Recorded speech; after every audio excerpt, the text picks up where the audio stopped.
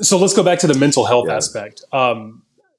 Where does Humble come in on that part? Because like we said, I mean it's overlooked. Everybody knows about it, talks about it, but there's not, or at least what I've seen, there aren't tangible solutions as opposed to take your time, sleep in on a Thursday, that kind of thing, where it's a lot more self awareness and self care as it is to something where it's like, look, build this into your process because we right, have to focus on ourselves exactly. first. So the mental health thing is really interesting because, and the term that we're playing around with is mental strength, because there is a bit of a tendency for, especially among male entrepreneurs, that mental, oh, I'm fine.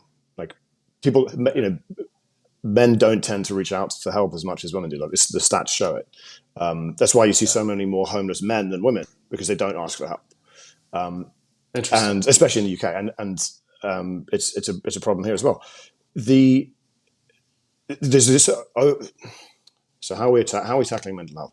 So firstly, we're talking about it.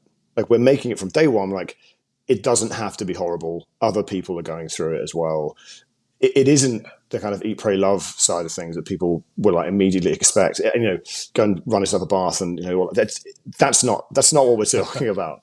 This is about making people aware that this stuff is difficult. And I think it was Gary Vee, and he goes, it is hard. It's not double shift at McDonald's hard. Like that's hard.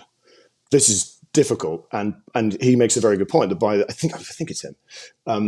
Is it by the fact that you're an entrepreneur, it means you are probably intelligent, affluent, white, and male. Like you've already got a lot of advantages. Um, go easy on yourself. You don't have to do everything overnight.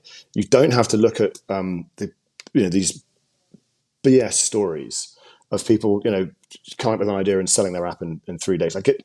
Or making millions on crypto. Like people don't talk about the bad bits because they're bad.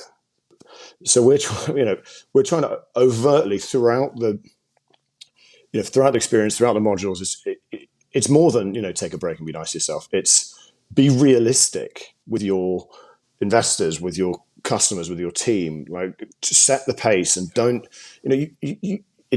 people don't work like Elon Musk, right? This 100-hour a week forever stuff is nonsense. Yeah. You've got it doesn't have to be all consuming. It doesn't take over your entire life. Yeah. I think even just starting that as a baseline is fantastic because it's better to start there and at least have that constantly in the back of your mind with everything that you're doing on those late nights. At least it's there as kind of a Right. foundation layer, as opposed to getting 3 months in, you're running yourself ragged, and then you have to, and then trying to retrain yourself or at least come into the And conversation. you know if you're your spouse or partner or whatever, like if they are not an entrepreneur, they won't understand. Your friends don't understand. It's incredibly Yeah. lonely sometimes. And I talk to my friends about it, and my best friend is like, I don't actually know what you do. I'm like, well, then that's a common question actually. And it's about making sure that people realize that there are resources out there. There are other people going through it. There are places to turn to when things get too stressful, and just making sure that the resources are known. Like we're not mental health providers, but we are going to be partnering with a group of emerging entrepreneurial therapists and counselors. They know the rhythm of the game. They know that it's a roller coaster ride. Like we're partnering with them. We're going to be promoting Sure. those resources as well.